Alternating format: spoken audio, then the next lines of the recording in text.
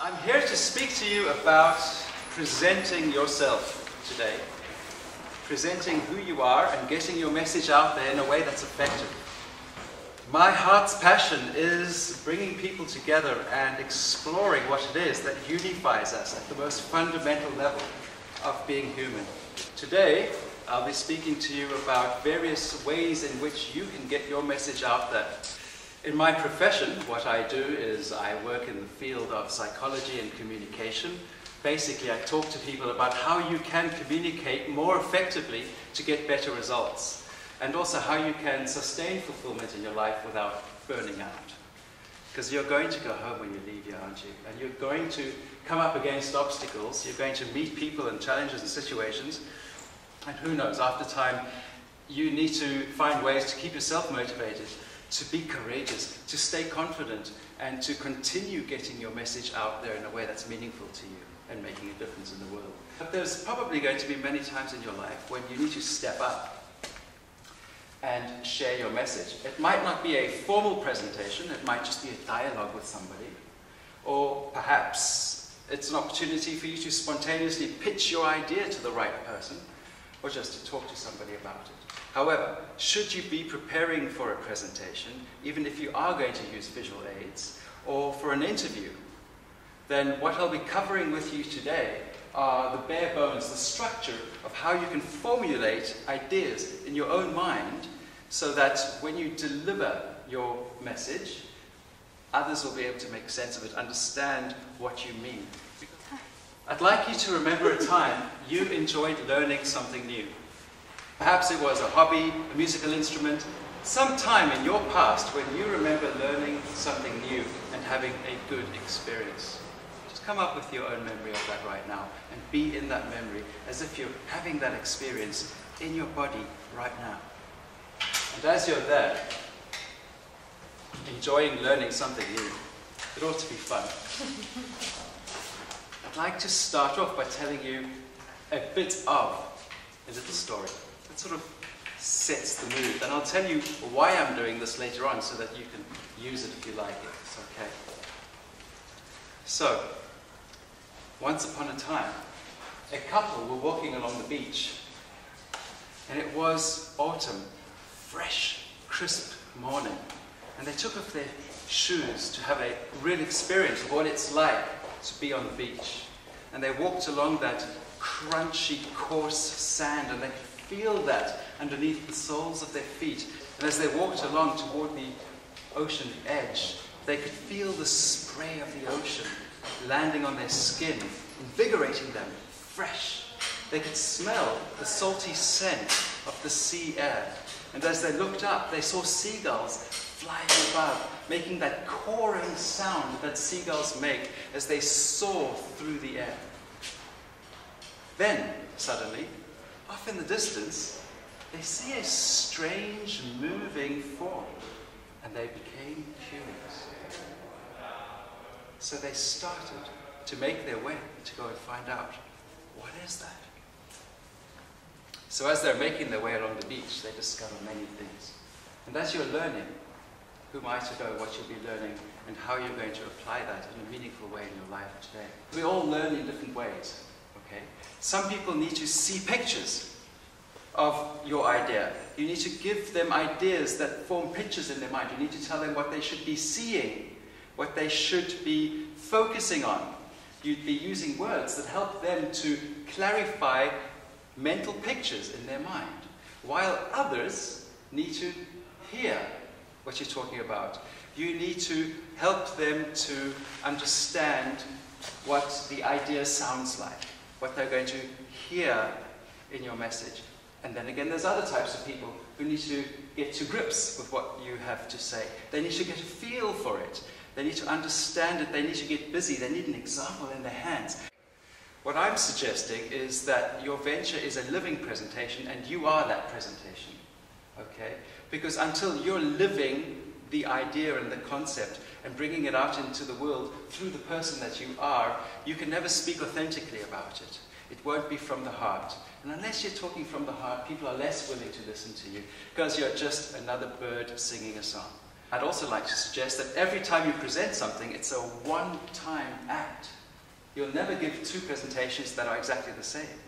You might become really good at your presentation, and you might be able to say it word for word all the way through, but I don't think that would be a good presentation all of the time for all different types of people. My suggestion is that you live it and let the words come from your heart each time you engage with somebody through having rapport with them or with your entire audience. If you're going to prepare for a presentation, or if you're starting your presentation, start with the end in mind. First of all, know what your outcome is. What is it that you want to present? Make sure always that you know what that is. You ought not to even begin the project of preparing a presentation without knowing what you want the outcome of that presentation to be. In your presentation, give people that bigger picture. This is what we're moving toward, folks. This is the big picture, and I've sort of given you an overview of what we're covering today, and then we're going to go into the details, as we now are. And then for you, once you've presented to your audience or to the individual that you're speaking to, having given them what the big picture is, you're now going to break it down so that they can understand how we're going to get there. People need to hear what you're saying in certain ways. You need to use the words that resonate with them. And because when you're speaking to a general audience, I don't know any of you very well yet. I don't know what your preferred learning style is. Okay? So I don't know if you prefer to see pictures, if you prefer to hear the words in a certain way, or if you prefer to do exercises and practice things in order to understand it. So what I do is I make sure to give you an experience of all of that. A charismatic person does all of that. That was that story that I've started that you might be aware I haven't yet ended. Okay? Seeing the birds, hearing the waves, feeling it on their skin. I've used all the sense modalities to hopefully draw your interest in on the topic. Okay? You want the person that you're presenting to be drawn in on your topic. You want their attention fixated on that, and that's why you're doing this. More important than what I've just said to you is the following. A study was done in the 70s proving that about 93% of what we communicate as human beings is unconscious. What that means is 93% of the meaning you are giving my communication right now is determined by what I do with my body and the way in which I use my words. 7% is the content itself. So what I'm saying, it doesn't really matter. But how I'm saying it matters a lot. Okay. So when you believe in your message, and you know your venture is meaningful to you, and it's going to make a difference in the world, obviously then, it's going to be so much more easy for you to speak from that truth.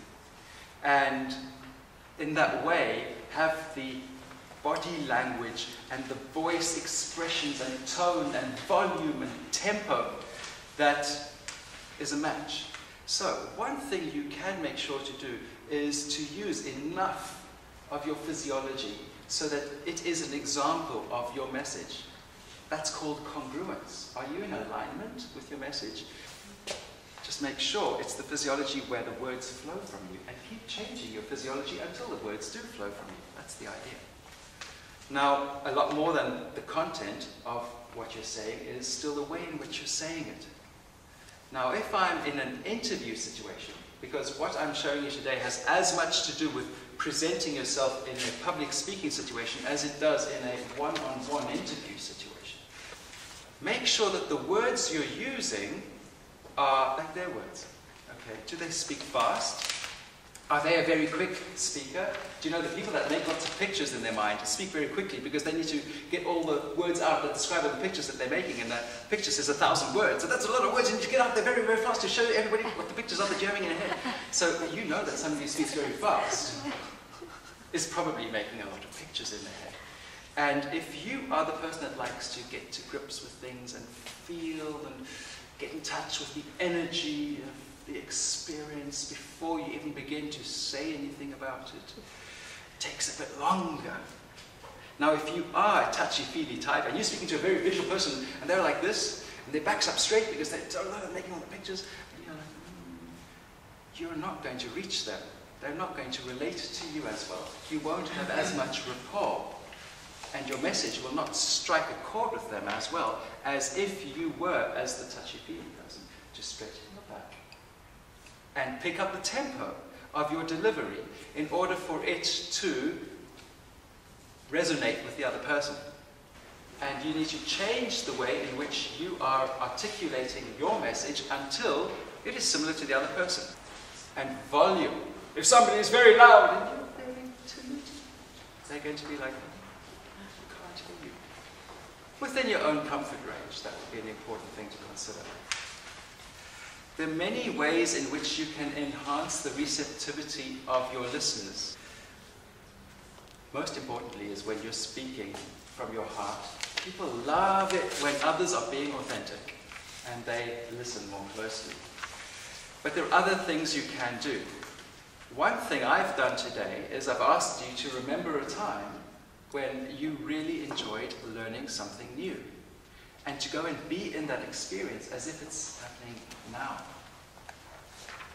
Now, why would I suggest something like that? Because if you are in that frame of mind of, now I'm learning something new and I'm enjoying the learning experience, it's plausible that you'll be getting more from this presentation, because you're in the frame of, I'm learning something new and I'm enjoying it already to start off with. Well, I hope so. So that's why I'd use that analogy to create receptivity. The other thing that creates receptivity is interaction. Interact with the audience as much as you can. I'll be doing a couple of exercises with you on that note as well. Okay? Get them engaged, ask them questions, ask for their opinion, and the rest will flow. Now, let's get to the really important stuff. Okay? And that's rapport, the next one on your list. Okay? Until you've got rapport, which is a felt sense of trust and responsiveness with the individual or the audience with whom you are talking, until there is that rapport, there's a disconnect. People don't really relate to your message or to you as a person. So how do you develop rapport? You want to make sure in a more public presentation type scenario that you've got everybody in your field of awareness. Because if I'm sort of ignoring you over there and talking more to this side of my audience, you're going to feel ignored. And you're not going to appreciate this time here very much, and you're not going to be receptive, and you're not going to really care about what I have to say. Definitely want to make sure that everybody in the room is within my awareness. But more important than stepping back is a very clever skill that I'd like to teach you today. And that skill is called peripheral awareness. Probably for some of you, the major benefit is it puts you into a calm and receptive, grounded, connected frame of mind and body. It has been proven in neuroscience that when the following skill that I will teach you is applied, you activate your body's natural relaxation mode. So, should you have any nerves, anxieties, fears with regards to that which you're going to be presenting, then the following skill is an awesome, very effective technique that you can use to put yourself into the optimal state for presenting yourself. So I need to open the aperture of my awareness to include the entire room. And the way in which I'm going to do that is, while I'm here addressing each of you, I am simultaneously allowing my visual field to include everything to my left and my right. The skill is simply the intention to be loosely aware of what is happening in the periphery of our visual field, so that while I'm looking there, I can see these two poles. They're vague, they're hazy, they're not focused, but they're there. I'm aware of them. And just allowing myself to be aware of them activates this mode that sends a signal along the optic nerve of my eye into my brain that activates my body's natural relaxation mode. It affects my nervous system, and it puts me into a receptive and calm and grounded frame that inhibits any kind of stress reaction. So I do a lot of stress and burnout work with my clients in the one-on-one sessions that I do. I make sure they all learn the skill, because the reason why people run around in stress mode and eventually land up in burnout is because they're operating in tunnel awareness. Okay, they go through life narrowly fixated on all the little bits that they find oh so important, and they're doing this and they're doing that, and they're oh so busy, and they're just fixating their attention like horses going down a racetrack with blinkers on, galloping toward their goals that they are finding so important. And because they go through life in these kinds of modes, they are unaware of all the other resources and synchronicities and meaningful things going on around them. This broader awareness includes your whole audience. And if I welcome you, so to speak, into my expanded awareness, this field of awareness that I create through intentionally doing this, then suddenly you, at an unconscious level, feel like you're part of what's happening. And when you feel part of it, we have rapport. So for now, if you're looking at me or if you're looking at something else, it doesn't matter. While you're looking at whatever you're looking at, I would like you at the same time to allow yourself to be aware of what's over to the left and to your right. It's like you're looking at that, but instead of just looking at that, you're now also aware of this. This is not focused. That is focused. But there's awareness of it where there wasn't awareness of it before.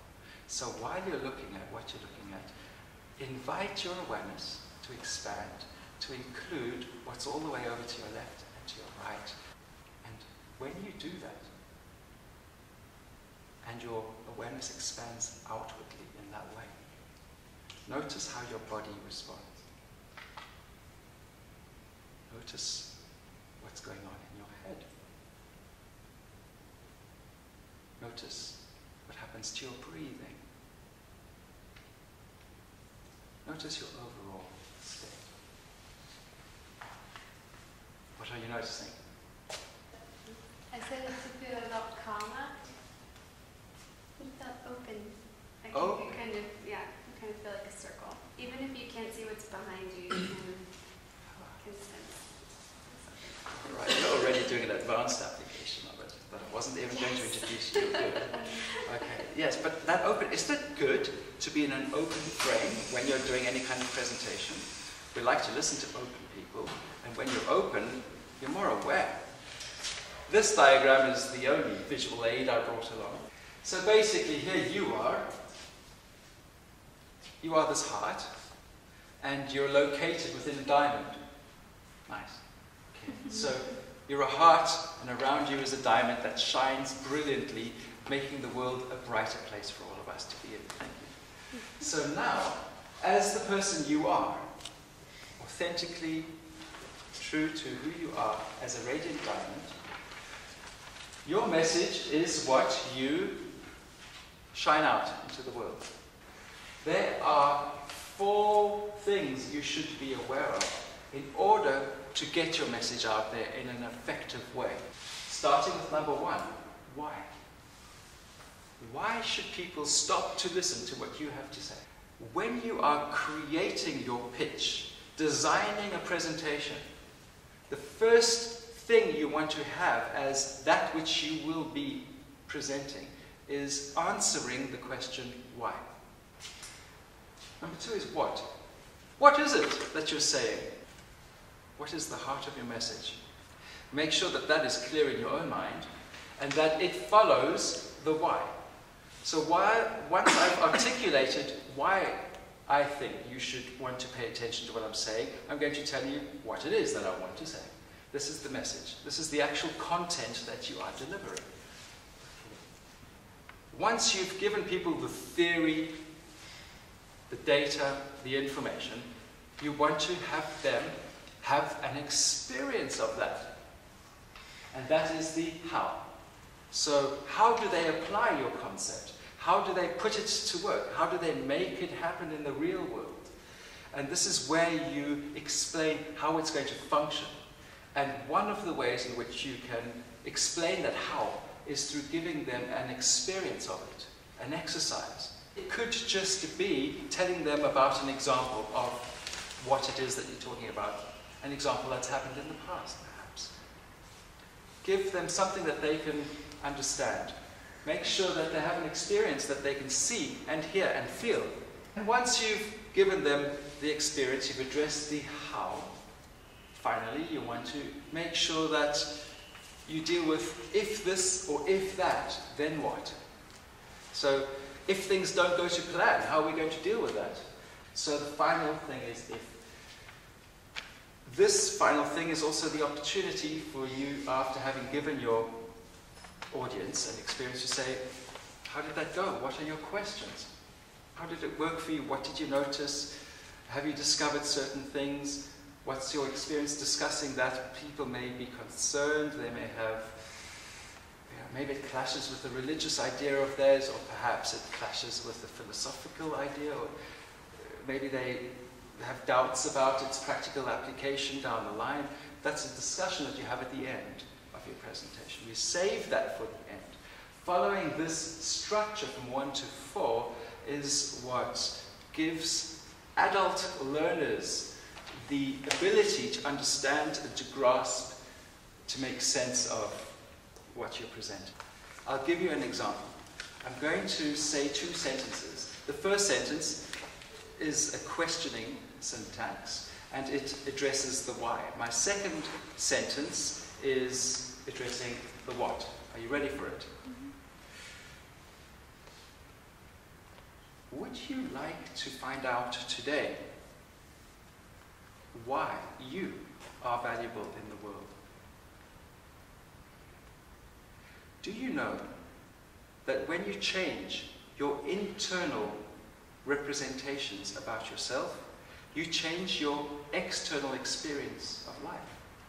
And when you change your experience, you change what's happening in the world. And that's how valuable you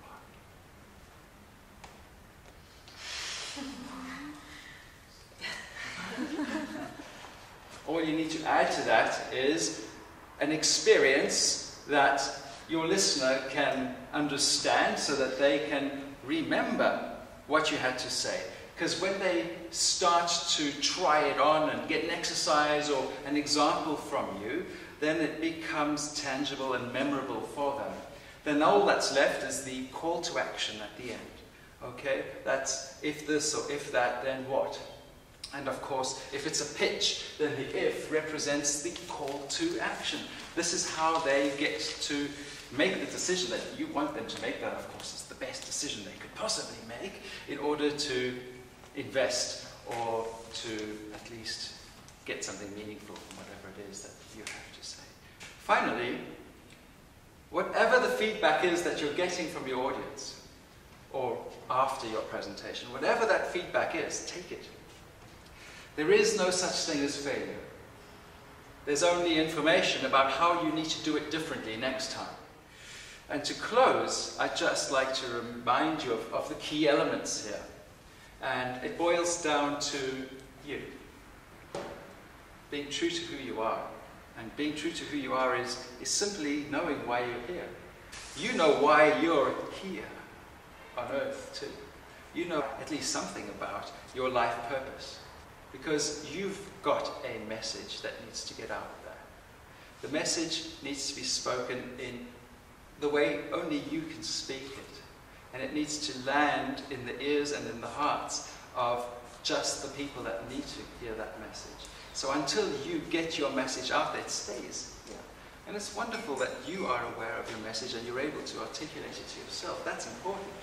But until such time that you apply models such as this, in order to get your message out there, it's not going to create the effect that you would probably like it to create. So I hope you'll be able to take some of the information I've given you today, apply the technique, apply the ideas, and make them work in a way that's right for you. Because you know, that couple went to explore what it is that got them so curious as they walked along the beach. And as they made their way along toward that figure that had caught their attention earlier on, they started to notice as they approached it that there were thousands and thousands and thousands of little starfish washed up onto the beach. And as they approached the figure, they noticed it was a young woman. And what she was doing was she was bending down, picking up one starfish at a time, flicking it back into the sea, and then she'd bend back down, pick up one more starfish and flick it back into the sea, and that's the movement that made them curious from far away. Upon seeing this, they went, take a look at this. There are thousands of starfish all over the place. She's picking up one at a time and throwing it back into the sea.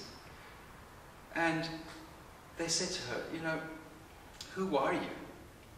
What difference could you possibly make? You're one person, and look at all of this. Upon which she promptly bent down, picked up another starfish, flicked it back into the sea, and then she turned to them and she said, it made a difference to that one. Thanks for listening. Thank you.